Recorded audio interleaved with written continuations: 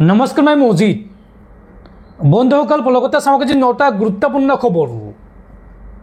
প্ৰথমটো খবৰ কেন্দ্ৰীয় চৰকাৰৰ বৃহৎ ঘোষণা 7 জুলাইত ৰাষ্ট্ৰীয় বন্দৰ দিন ঘোষণা কেন্দ্ৰীয় গৃহ মন্ত্ৰালয়ে এই সন্দৰ্ভত জাৰি কৰিলে অধিসূচনা 7 জুলাইৰ দিনটোত বন্ধ থাকিব চৰকাৰী আৰু ব্যক্তিগত খণ্ডৰ সকলো কাৰ্যালয় লগতে বিদ্যালয় মহাবিদ্যালয় আৰু বিশ্ববিদ্যালয় বন্ধ ঘোষণা এই দিনটোত অবশ্য এই বন্ধৰ কাৰণ সন্দৰ্ভত এতিয়া কোনো তথ্য সদৰি কৰা নাই কেন্দ্ৰীয় চৰকাৰে শীঘ্ৰে প্ৰধানমন্ত্ৰী মোদীয়ে বন্ধৰ বিতং তথ্য সদৰি কৰাৰ সম্ভাৱনা পৰৱৰ্তী খবৰ বিজেপি চৰকাৰ আৰু মুখ্যমন্ত্ৰী হিমন্ত বিশ্ব শৰ্মা পুনৰ হুংকাৰ এবিএমছুৰ মন্তব্য অসমত 1205 চনৰ পৰা মুছলমান আছে আৰু হাজাৰ হাজাৰ বছৰ ধৰি অসমত থাকিব মুছলমান বিদেশীৰ নামত প্ৰকৃত ভাৰতীয় খাৰাশাস্তি বন্ধ কৰক চৰকাৰে মুছলমান লোকক টাৰ্গেট কৰা বন্ধ কৰক চৰকাৰে নহলে অসমৰ ৰাজপথৰ লগতে দিল্লী কবাবলৈ সাজু হৈছে এবিএমছু মুছলমান সকলৰ জীয়াই থকাৰ অধিকাৰ নাই নেকি এই প্ৰশ্ন এবিএমছুৰ লগতে কয় যে এইখন অসমত 1205 চনৰ পৰা মুছলমান আছে আৰু আগন্তুক হাজাৰ হাজাৰ বছৰ ধৰি মুছলমান থাকিব অসমত ধুবুৰীত মুছলমান থাকিব যোৰহাট শিৱসাগৰতো মুছলমান থাকিব বিদেশীৰ নামত প্ৰকৃত ভাৰতীয় খাৰাশাস্তি বন্ধ কৰক এইবাৰ হিমন্ত বিশ্ব শৰ্মা চৰকাৰক এই হুংকাৰ এবিএমছুৰ লগতে কয় যে অমানৱীয় উচ্ছেদ বন্ধ কৰক বিজেপি চৰকাৰে মুছলমান লোকক টাৰ্গেট কৰি লোৱাটো অতি দুৰ্ভাগ্যজনক মুছলমানৰ অধিকাৰ বিচাৰি এবিএমছুৱে কৰিব তীব্ৰ প্ৰতিবাদ অসমৰ ৰাজপথৰ লগতে নতুন দিল্লী কবাব এবিএমছুৰ সভাপতি টাইছন হুছেইনৰ এই মন্তব্য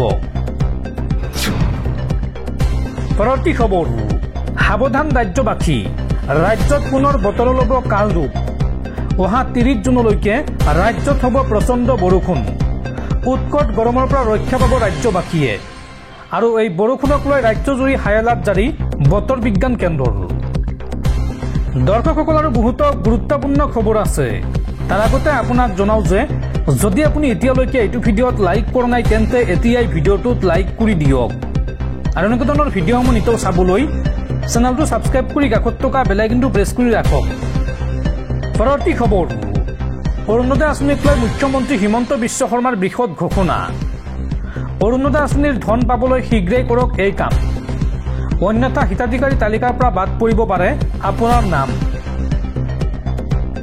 অৰুণোদয় আঁচনিক লৈ মুখ্যমন্ত্ৰী হিমন্ত বিশ্ব শৰ্মাৰ ডাঙৰ ঘোষণা এই কাম কৰিলেহে আপুনি লাভ কৰি থাকিব অৰুণোদয় আঁচনিৰ ধন অন্যথা হিতাধিকাৰী তালিকাৰ পৰা বাদ পৰিব পাৰে আপোনাৰ নাম সাজু হওক অৰুণোদয় আঁচনিত পুনৰ নাম অন্তৰ্ভুক্তিৰ আবেদনৰ বাবে সাজু হওক অৰুণোদয় আঁচনিত পুনৰ নাম অন্তৰ্ভুক্তি কৰিবলৈ গাঁওসকললৈ গৈ আপুনি এইবাৰ পুনৰ অৰুণোদয় আঁচনিৰ বাবে কৰিব লাগিব আবেদন জুলাই মাহৰ ভিতৰতে পঞ্চায়তে অনুষ্ঠিত হ'ব গাঁও সভা আৰু অৰুণোদয় আঁচনিৰ সুবিধা এই পৰ্যন্ত নোপোৱাসকলেও কৰিব পাৰিব আবেদন আৰু অৰুণোদয়ৰ ধন পোৱা বা নোপোৱা সকলোৱে আবেদন কৰাটো বাধ্যতামূলক ছেপ্টেম্বৰৰ পৰা ৰাজ্যত 40 লাখ মহিলাই পাব অৰুণোদয় আঁচনিৰ সুবিধা অৰুণোদয় আঁচনিক লৈ মুখ্যমন্ত্ৰী হিমন্ত বিশ্ব শৰ্মাৰ এই ডাঙৰ ঘোষণা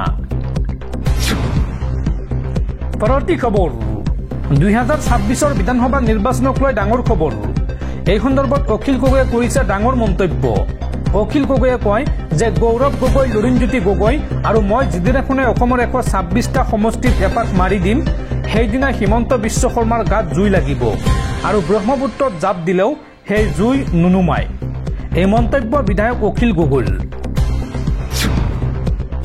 পৰৱৰ্তী খবৰ ৰাজ্যৰ শিক্ষিত নিবনুৱা যুৱক যুৱতীলৈ ভাল খবৰ প্ৰাথমিক পৰ্যায়ৰ 5550টা শিক্ষক পদত শীঘ্ৰেই দিয়া হ'ব নিযুক্তি ইয়াৰে 3800টা পদ উচ্চ প্ৰাথমিক বিদ্যালয়ৰ আৰু 1750টা পদ নিম্ন প্ৰাথমিক বিদ্যালয়ৰ এই পদসমূহ পূৰণৰ পূৰ্বে শুক্ৰবাৰৰ পৰা আৰম্ভ হ'ব নথি পৰীক্ষণ প্ৰক্ৰিয়া ন্যায়ালয়ৰ অনুমতি সাপেক্ষে আৰম্ভ হ'ব দ্বিতীয় পৰ্যায়ৰ নথি পৰীক্ষণ NIOSৰ অধীনত ডিএলইডি কৰা সকলেও পাব সাক্ষাৎকাৰত অৱতীৰ্ণ হোৱাৰ সুবিধা আৰু ন্যায়ালয়ৰ নিৰ্দেশতে NIOSৰ অধীনত DLED কৰাসকলক এই সুবিধা প্ৰদান কৰা হৈছে। পৰৱৰ্তী খবৰ, পুনৰ দেশজুৰি চৰ্চাত উচ্চতম ন্যায়ালয়ৰ মুখ্য ন্যায়াধীশ BR গাভাই। এটা বিশেষ মন্তব্যৰ কাৰণে দেশজুৰি বিশেষ প্ৰশংসিত হৈছে বা দেশজুৰি চৰ্চাৰ কেন্দ্ৰবিন্দু হৈছে উচ্চতম ন্যায়ালয়ৰ মুখ্য ন্যায়াধীশ BR গাভাই। মুখ্য ন্যায়াধীশ BR গাভাইয়ে মন্তব্য কৰি কয় যে মোৰ কাৰণে সংসদ সৰ্বোচ্চ নহয়, মোৰ কাৰণে দেশৰ সংবিধানহে সৰ্বোচ্চ। এই মন্তব্য কৰিছে উচ্চতম ন্যায়ালয়ৰ মুখ্য ন্যায়াধীশ BR গাভাইয়ে। পৰৱৰ্তী খবৰ, ৰাজ্যত পুনৰ চলিব হিমন্ত চৰকাৰৰ বুলডোজাৰ। গোৱালপাৰাত পুনৰ চলিব উচ্ছেদ অভিযান। অহা 10 জুলাইৰ ভিতৰত খালী কৰিব লাগিব ঘৰ। এই সন্দৰ্ভত মাইক লৈ ঘোষণা প্ৰশাসনৰ। গোৱালপাৰাত পুনৰ চলিব সৰ্ববৃহৎ উচ্ছেদ অভিযান। এইবাৰ মাইক যোগে ঘোষণা কৰিছে প্ৰশাসনে। হাছিলা বিলৰ পিছত এইবাৰ পাইকান সংৰক্ষিত বনাঞ্চলত চলিব উচ্ছেদ অভিযান। বনাঞ্চলৰ ভিতৰত থকা অবৈধ লোকক শীঘ্ৰেই খালী কৰাৰ নিৰ্দেশ। কৃষ্ণাই বন বিভাগে এই সন্দৰ্ভত জাৰি কৰিছে জাননী। পাইকান বন বিভাগৰ বিদ্যাপাৰা গাঁৱত মাইক যোগে ঘোষণা বন বিভাগৰ। আৰু অহা 10 জুলাইৰ ভিতৰত এৰিব লাগিব এই ভূমি। পৰৱৰ্তী খবৰ, খিলঞ্জীয়াৰ মাটি আদানী গ্ৰুপক দিয়াক লৈ প্ৰতিবাদত উত্তাল পৰ্বতজোৰা। কেইবাখনো গাঁৱৰ শ শ পুৰুষ মহিলাৰ উত্তাল প্ৰতিবাদ। চৰকাৰৰ সিদ্ধান্তৰ বিৰুদ্ধে আদিবাসী জনতাৰ তীব্ৰ প্ৰতিবাদ। আদানী গ্ৰুপক মাটি দিয়াক লৈ প্ৰতিবাদত উত্তাল পৰ্বতজোৰা। কেইবাখনো গাঁৱৰ শ শ পুৰুষ মহিলাৰ উত্তাল প্ৰতিবাদ। তাপ বিদ্যুৎ প্ৰকল্প স্থাপনৰ বাবে আদানী গ্ৰুপক 3600 বিঘা মাটি দিয়াৰ সিদ্ধান্ত গ্ৰহণ কৰিছে হিমন্ত চৰকাৰে। আৰু চৰকাৰৰ এই সিদ্ধান্তৰ বিৰুদ্ধে আদিবাসী জনতাৰ তীব্ৰ প্ৰতিবাদ। তেওঁলোকৰ মন্তব্য, 23 দিন কিন্তু কোনো পধ্যই মাটি নিদিওঁ, এইবুলি প্ৰতিবাদকাৰীৰ হুংকাৰ। উল্লেখযোগ্য যে আদানী গ্ৰুপে মাটি পৰিদৰ্শন কৰাক লৈ এইবাৰ পাংখাদলত এই প্ৰতিবাদ। পৰৱৰ্তী খবৰ, BTC নিৰ্বাচনৰ প্ৰাকক্ষণত BPFৰ শক্তি প্ৰদৰ্শন। একেলগে কংগ্ৰেছ বিজেপি UPPLৰ প্ৰায় 700 নেতাকৰ্মীয়ে যোগদান কৰিলে BPFত। BTC নিৰ্বাচনত BPFে একক সংখ্যাগৰিষ্ঠতা পাব বুলি এই বৃহৎ যোগদান কাৰ্যসূচীতে দাবী কৰিলে BPF প্ৰধান হাগ্ৰামা মহিলাৰীয়ে। নিৰ্বাচনৰ প্ৰাকক্ষণত BPFৰ শক্তি প্ৰদৰ্শন। এইবাৰ হালবাৰীত BPFৰ বৃহৎ যোগদান কাৰ্যসূচী। প্ৰায় 700 নেতাকৰ্মীয়ে যোগ দিলে BPFত। কংগ্ৰেছ বিজেপি UPPLৰ প্ৰায় 700 নেতাকৰ্মীৰ BPFত যোগদান। হাগ্ৰামা মহিলাৰীৰ উপস্থিতিত এই যোগদান কাৰ্যসূচী অনুষ্ঠিত হয়। BTC নিৰ্বাচনত একক সংখ্যাগৰিষ্ঠতা লাভ কৰিব বুলি দাবী হাগ্ৰামা মহিলাৰীৰ।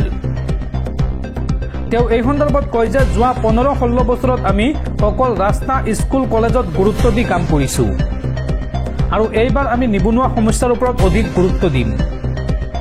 নিবনুৱা যুৱক যুৱতীৰ সংস্থাপনৰ বাবে 100 কোটি টকা ব্যয় কৰিম আমি। আৰু লগতে মহিলা আত্মসহায়ক গোটক আৰ্থিকভাৱে সহায় কৰিম। ক্ষুদ্ৰ ব্যৱসায়ী দিন হাজিৰা কৰি খোৱা লোককো আমি চাম। BPFৰ কৰ্মী সভাত এই মন্তব্য BPF প্ৰধান হাগ্ৰামা মহিলাৰীৰ। পৰৱৰ্তী খবৰ, বিশ্বকাপত যোৱা আহমেদাবাদৰ ভয়ংকৰ বিমান দুৰ্ঘটনাৰ সময়ত এয়াৰ ইণ্ডিয়াৰ অভিশপ্ত বিমানখনত কি ঘটিছিল। ব্লেক বক্সৰ পৰা এই সন্দৰ্ভত উদ্ধাৰ হৈছে সকলো তথ্য। চাওঁহক সবিশেষ।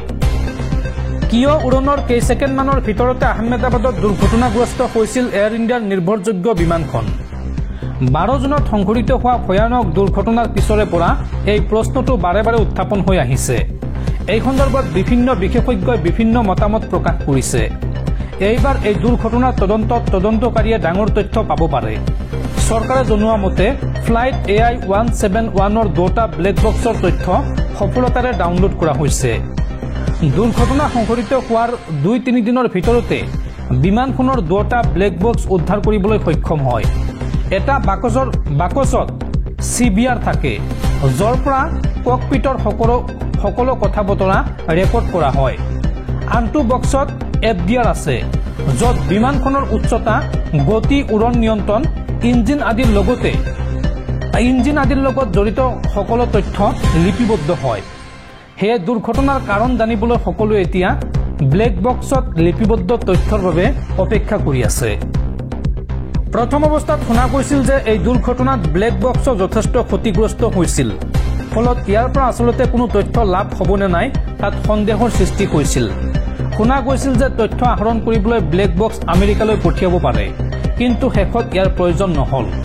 সূত্ৰ অনুসৰি এই বক্সসমূহ দিল্লীৰ এয়াৰক্ৰাফ্ট এক্সিডেণ্ট ইনভেষ্টিগেশ্যন ব্যুৰোৰ লেবলৈ প্ৰেৰণ কৰা হৈছিল আৰু মঙলবাৰে দুপৰীয়া 2 বজাত AAIB লেবত উপস্থিত হৈছিল প্ৰথমটো ব্লেক বক্স আৰু সেইদিনা সন্ধিয়া 5:15 দ্বিতীয়টো ব্লেক বক্স আহি পায় আৰু সেইদিনাৰ পৰা আৰম্ভ হৈছিল তথ্য সংগ্ৰহৰ কাম। কোৱা হৈছে যে বুধবাৰে কাম সম্পূৰ্ণ হৈছে। কি তথ্য পোৱা গৈছে ইয়াত সেয়া অৱশ্য এতিয়াও জানিব পৰা হোৱা নাই। আচলতে তথ্যসমূহ এতিয়াও বিশ্লেষণ কৰা হোৱা নাই। সকলো বিশ্লেষণৰ অন্ততহে তদন্তকাৰীয়ে সেয়া জনাব বুলি আশা কৰা হৈছে।